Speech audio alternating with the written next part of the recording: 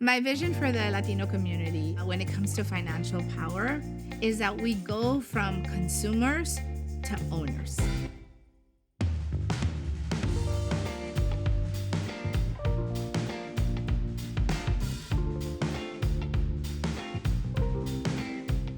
My name is Beatriz Acevedo, and I am the CEO and co-founder of SUMA Wealth. Everybody rooting for SUMA to succeed is from within our community. SUMA was born out of the pandemic, in the middle of a health crisis, and just looking at the numbers of how our community was not only the hardest hit with deaths, but also with economic hardship. So I really looked around to see who is going to be giving this financial education, this financial knowledge to our community in an easy to understand way. I couldn't find anybody doing it. At a time of a lot of crisis, that's where SUMA was born. SUMA's mission is to help close the wealth gap in our Latino community. We're the biggest consumers, and yet we're the least people knowing how to build wealth. So that is how really SUMA came to be. Everything that we do at SUMA has an emotional, cultural connection to it. So for example, asking people, is your credit guacamalo or guacarelli, right? So things that are just very lighthearted or things that are very pop culture are very familiar to us.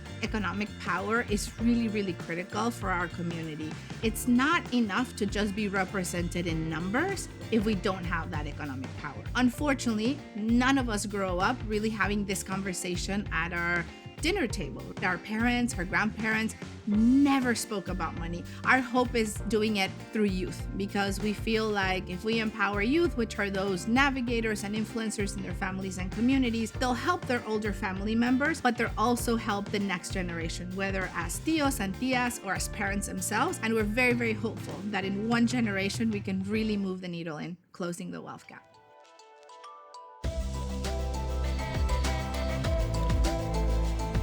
I think the easiest thing about SUMA has been the response from the community. So I think they were waiting for a company like SUMA to come along. They've really been incredibly excited with the way we do finance. So that part, the engagement has been great. The growth has been great. All of that usually is very challenging for other fintech companies, for us has been very easy. Something that's, always a challenge is, how do you stay true to your mission of helping our community build wealth while building a profitable company, right? So for example, we always use this test of, is this going to help our community really build wealth, or is it going to put them in more debt? And sometimes if the answer is, this is not going to help them build wealth, although it might be good financially, we have to say no. I think for anybody who wants to start their own business, my biggest advice is really try to solve a problem that is very personal to you, something that you fully care about.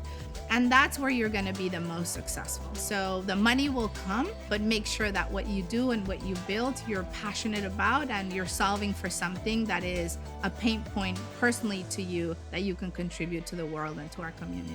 Today, we're incredible consumers, and that is perfect for the American economy.